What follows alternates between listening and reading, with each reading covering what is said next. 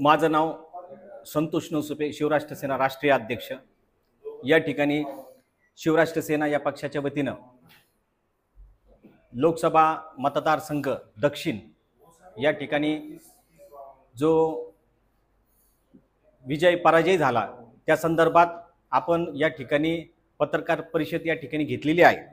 ही पत्रकार परिषद घेत असताना नगर शहरातील जे वातावरण आहे हे वातावरण दूषित होऊ नये, काही राजकीय नेते आपला उमेदवार निवडून आणण्यात असमर्थ ठरलेले आहेत आणि त्यांच्याकडून जो झालेला पराजय आहे तो पराजय पचवता आला नाही, असे लोढासारखे जे काही आहेत ते या ठिकाणी काही प्रकरणांमध्ये 420 गुन्हे अन्वये त्यांच्यावर गुन्हे दाखल झालेले आहेत आणि बरीचशी फसवणूक त्या ठिकाणी त्यांनी बऱ्याच प्रकरणांमध्ये केलेली आहे आणि त्या ठिकाणी त्यांच्यामुळेच माझं तर म्हणणं असं आहे की त्यांच्यामुळेच तो उमेदवार पडलेला आहे आणि ते जे इथून पुढे उमेदवार पडला सविस्तर ज्याही उमेदवाराच्या पाठीशी उभा राहतील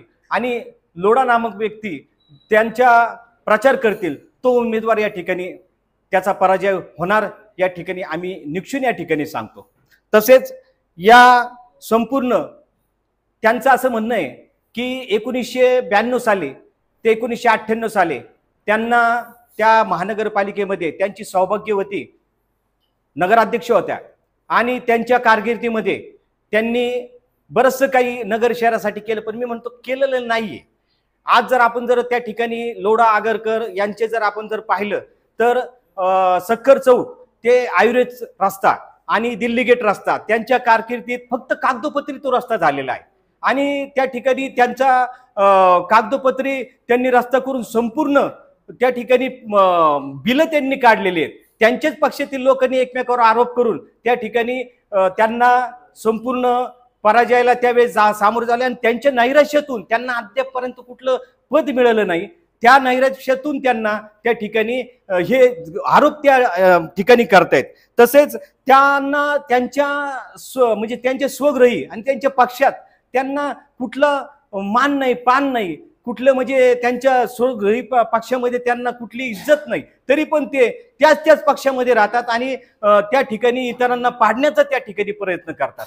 नवे त्यांचं असं त्या ठिकाणी मी ते निक्षून या ठिकाणी सांगतो की त्यांना इतर पक्षांमध्ये सुद्धा ते फिरून आलेले आहेत। स्वतः लोढा त्या ठिकाणी मनसेमध्ये गेले, मनसेमध्ये त्यांचा ऐन उमेदवारी त्यांना दिली, उमेदवारी बहाल करत असताना त्यांनी उमेदवारी निवडणूक लढवायची आणि अचानक त्यांनी त्या ठिकाणी माघार घेतली आणि ते निवडणुकीतून म्हणजे माघार घेतल्यानंतर त्या निवडणुकीत त्यांचा कशाकरता त्यांनी माघार घेतली, पैसे घेतलेत का कुणाकडून हे त्यांनी जाहीर न करता उलट मनसेसारख्या पक्षांनी त्यांच्या घरावर मोर्चा काढल्या, दगडफेक त्या ठिकाणी केली।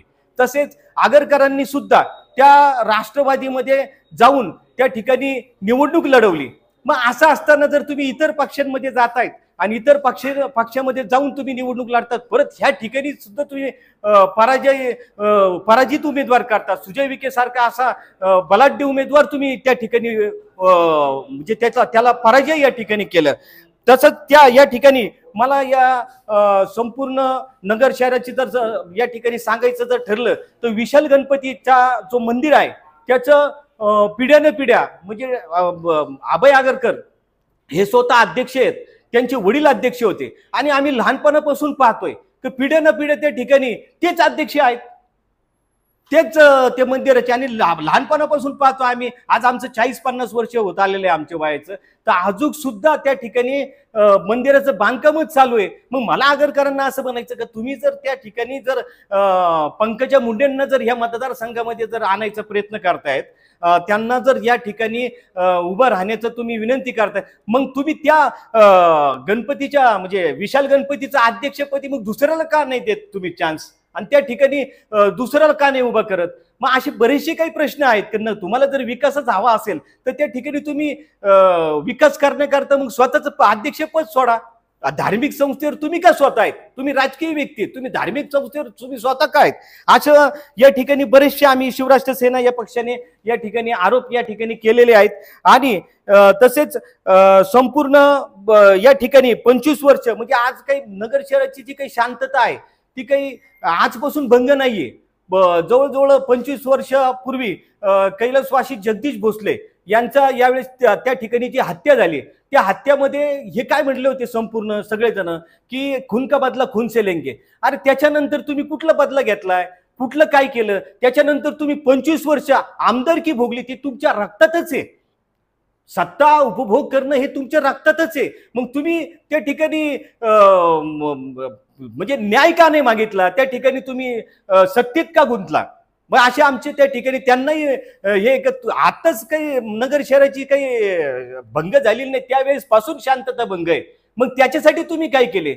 असंही आमचा प्रतिसवाल त्या ठिकाणी आहे. आणि त्याच पद्धतीने आज आपण पाहिलं तर या संपूर्ण शहराचे जे काही संपूर्ण म्हणजे शांतता आहे ती युवकांच्या हातामध्ये आहे. आणि युवकच आपण जर त्या ठिकाणी जर इतर ठिकाणी जर त्याची जर दिशा आपण त्या ठिकाणी जर भरवली तर येणाऱ्या काळामध्ये आपण त्या ठिकाणी आपल्या हाती काहीच लागणार नाही. म्हणून आम्हाला या ठिकाणी आम्ही पब्लिक म्हणजे पत्रकार बंधूंना विनंती करतो आणि पब्लिकला विनंती करतो की जे काही हे प्रत्येक वेळेस आरोप प्रत्यारोप करतायत हे कुठेतरी तरुणांना वेगळ्या दिशेला घेऊन जाण्याचा प्रयत्न करतात. नागरिकांना जो काही विकास हवा आहे, नागरिकांना जे काही संरक्षण द्यायचंय ते संरक्षण आपण देण्याचा प्रयत्न त्या ठिकाणी करतोय. पण हे कुठेतरी यांचे जे काही वाद आहेत, काही प्रतिवाद आहेत, हे वाद कुठेतरी दुसऱ्या दिशेला घेऊन जाण्याचा प्रयत्न करू राहिलेले. तर शिवराष्ट्र सेना आज नगर शहराच्या 1 ते 2 वर्षापासून नगर शहराच्या संपूर्ण अवैध व्यवसायांच्या विरोधात लढू राहिलेली आहे. संपूर्ण सगळ्या विकास व्हावा याच्यासाठी लढू राहिलेली आहेत. आणि आम्ही या ठिकाणी एक चांगला उमेदवार विधानसभेला देण्याचा प्रयत्न करणार आहे. परंतु हे जे काही ज्येष्ठ आहेत त्यांच्याकृती ज्येष्ठ आहेत, आम्ही त्यांचे आदर्शही घेतले पाहिजे.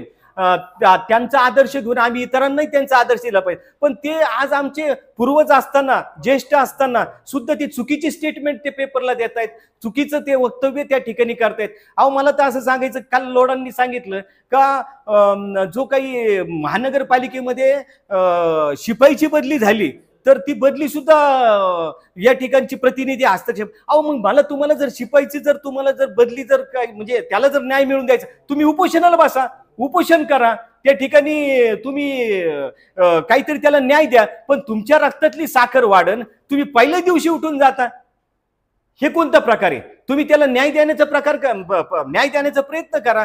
असे विविध प्रकारचे जे काही विषय आहेत आम्ही या ठिकाणी तुम्हाला पत्रकार बंधूंना या ठिकाणी संपूर्ण सांगितलेले आहेत. आणि सर्वांनी या ठिकाणी आलात त्याबद्दल मी तुमचे आभार मानतो. जय हिंद, जय महाराष्ट्र.